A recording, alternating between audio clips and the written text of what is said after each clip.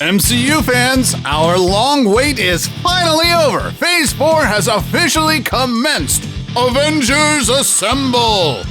You felt me? Yeah. It's not felt me, guys. You all felt me? Yeah. Now that the Marvel Universe has extended to the realm of TV, it might be hard to keep track of all the upcoming releases. But don't worry, we've got you covered because today we're rounding up all the Marvel Phase 4 releases you can expect in 2021. What's up, Facnatics? This is Discovery Amuse serving up your daily dose of the most outrageous, outlandish, and out-of-this-world fun facts. Now that a lot of our favorite Avengers have gone, here's your ultimate cheat sheet to the next ragtag team of superheroes taking center stage. All right, listen up. The portal is opening. Stark, I want you to get up there and take him out.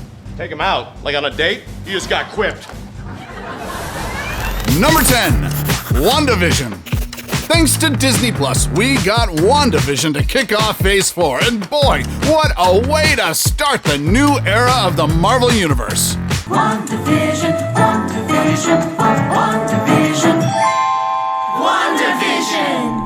At first, fans were left scratching their heads at the idea. First off, there was a certain level of doubt whether Wanda Maximoff and Vision could actually make for interesting TV series leads. Not to mention the classic sitcom-style treatment was a huge gamble. Wanda, darling, Yes, dear. get the light. But you gotta hand it to Marvel and showrunner Jack Schaefer for their unique vision for WandaVision, which veered away from the same old tropes of superhero shows. Its exhilarating 9-episode run was filled with quirky, stylistic choices that harken back to classic comedy shows like I Love Lucy, Bewitched, The Brady Bunch, Full House, and Modern Family. I'm a Sokovian fortune teller. Wow, that is so Rad! lame. Lame. However, just when we were getting the hang of all the old school jokes and cheesy laugh tracks, the series does a complete 180 by revealing that not all is what they seem. Amidst all the comedic and fantastical trappings, the show slowly but surely transformed into a heart-wrenching exploration of loss, grief, and emotional trauma.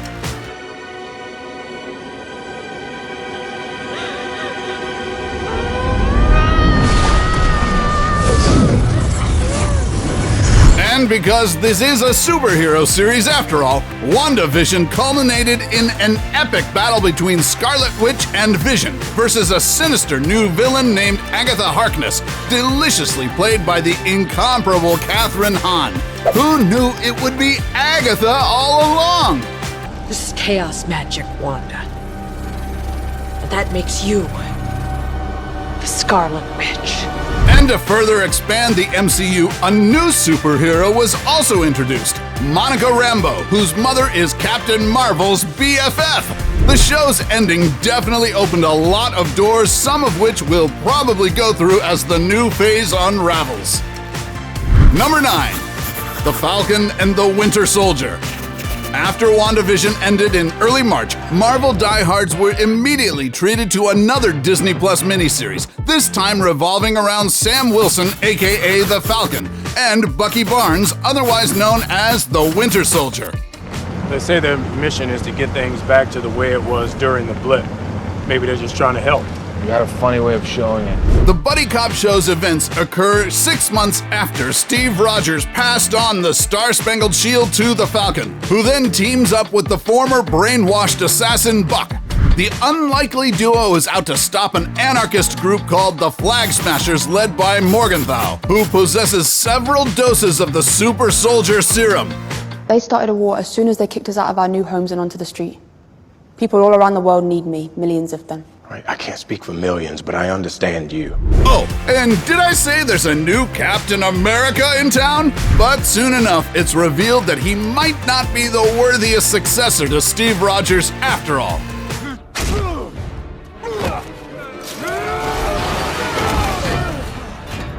Could Sam Wilson, a black man, actually be the next Cap?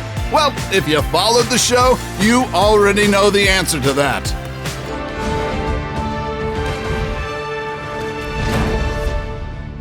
Number 8, Loki.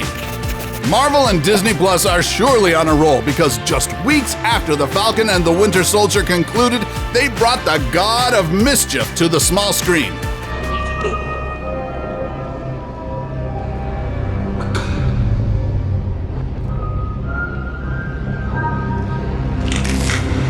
Tom Hiddleston's Loki is finally headlining his own miniseries after appearing in 6 MCU films in the past decade.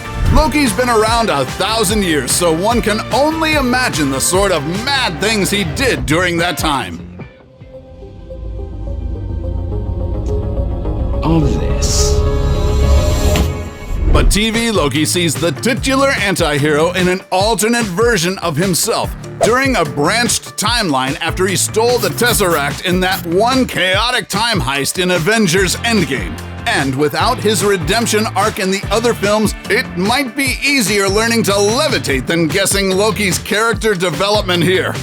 Get out of my way.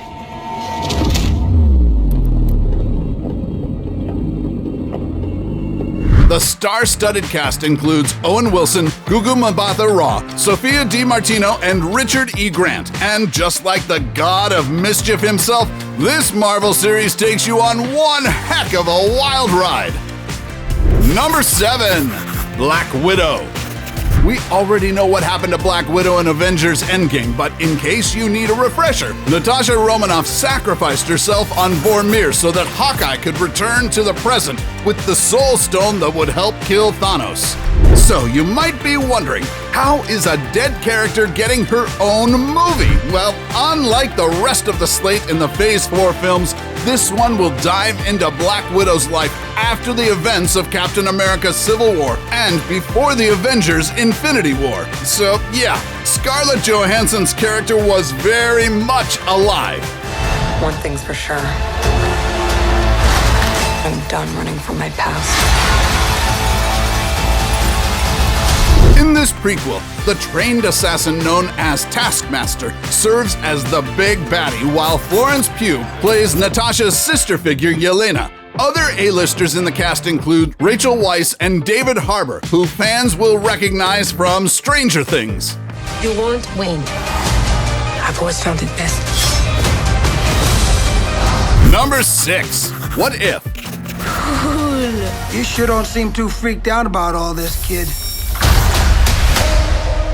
What you doing out there all by yourself anyway? Exploring the world. Sounds fun. Nope, your eyes are not fooling you. In this twisted animated series, Prince T'Challa becomes Star-Lord, Peggy Carter got the Soldier Super Serum, and Captain America is a zombie?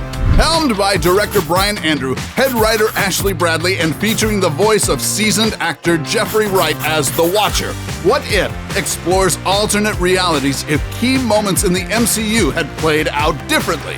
The Watcher is a being, a non-earthly being, who observes all things. He's watching over the multiverse, and occasionally may or may not intervene with the doings of Earthlings. You can expect a lot of mind-bending mayhem in this 10-part miniseries, and I bet you'll come up with your own Marvel what-ifs too. Number 5. Shang-Chi and the Legend of the Ten Rings. It's really about being seen in a way that we haven't before, because we know, I mean, you and I both know the stereotypes that kind of plague Asian Canadians, Asian Americans, particularly of men. Smashing the glass ceiling for Asian representation in the superhero genre is up-and-coming actor Simu Liu, who is set to play the Marvel Multiverse Kung Fu master Shang-Chi.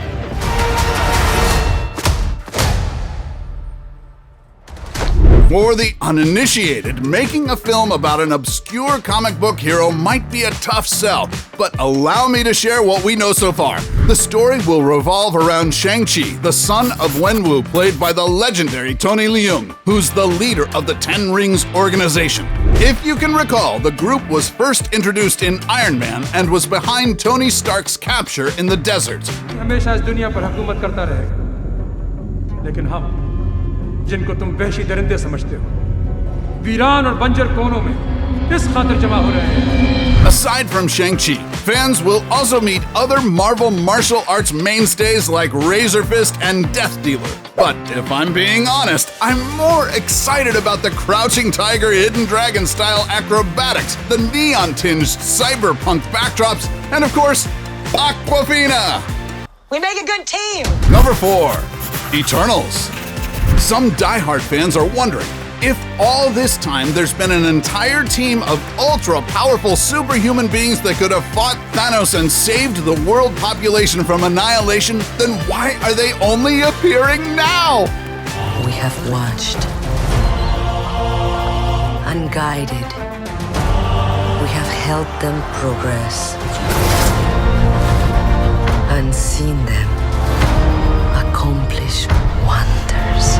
Perhaps we'll get some answers once Eternals hits the big screen in November, but based on the trailer alone, we can expect to see a rich history of these immortal beings secretly integrating into the human race until they can no longer remain hidden with the possible return of the Deviants. All we know is that just the mere green lighting of this project is already a win in and of itself. For starters, it got some of the biggest names in Hollywood attached to it, like Salma Hayek, Angelina Jolie, Richard Madden, and Kumail Nanjiani. Also, Eternals is making some major strides in diversity by introducing the MCU's first deaf hero and first LGBTQ hero. And perhaps most importantly, Oscar-winning Asian director Chloe Zhao is taking the reins on this one, and if you've never seen Nomadland, you know Eternals isn't going to be your usual loud and rowdy action movie.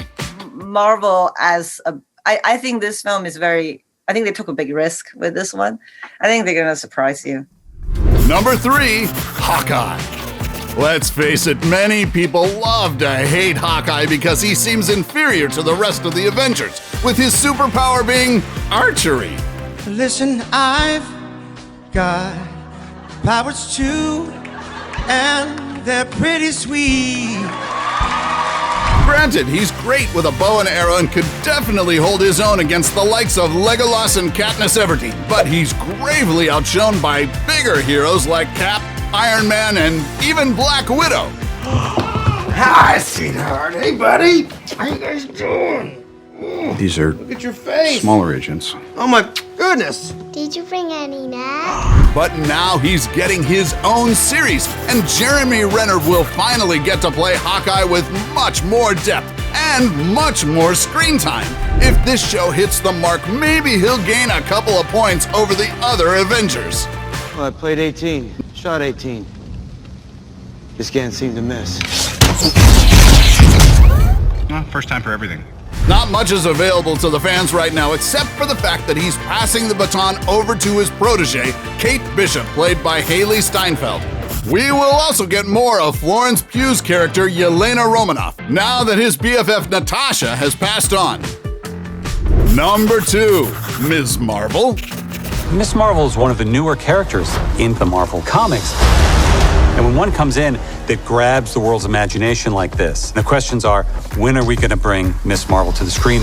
Introducing Marvel's first on-screen Muslim hero. Newcomer Iman Vellani is all suited up to star as teenage hero Ms. Marvel. Set to release later this year, the live-action series recently wrapped up filming in Thailand. So brace yourself for an international adventure with Pakistani-American hero Kamala Khan.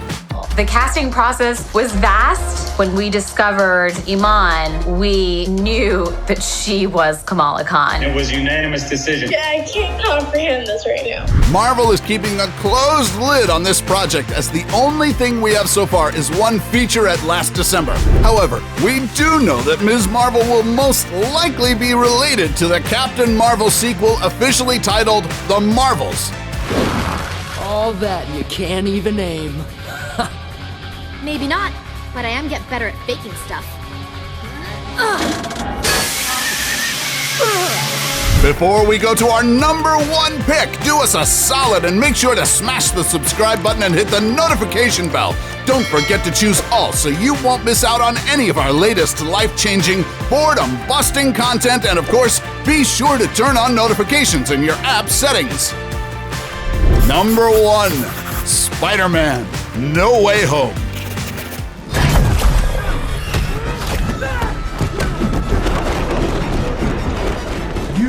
are just a scared little kid in a sweatsuit. Your friendly neighborhood superhero wraps up the 2021 lineup for Marvel's Phase 4. Tom Holland is suiting up again for the third Spider-Man installment titled No Way Home, confirmed for release on December 17.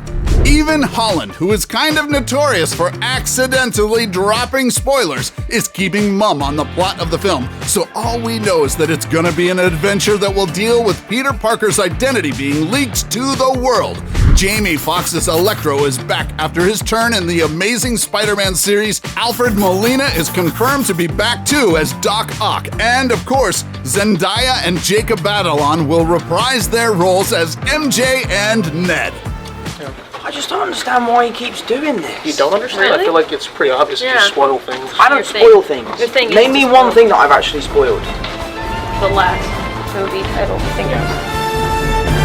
So, which of these Marvel releases are you most excited about? Let us know in the comment section below. Take home any of our exclusive gear by browsing our merch shelf or clicking the link in the video description. And while you're at it, take our quiz to find out how you can earn extra cash online doing what you do best. Awesome, right? Every great hero needs a worthy foil, so let's get to know some of the most iconic baddies as we round up the 15 greatest TV villains of all time. Till then, stay heroic, Factnatics, and see you in our next video.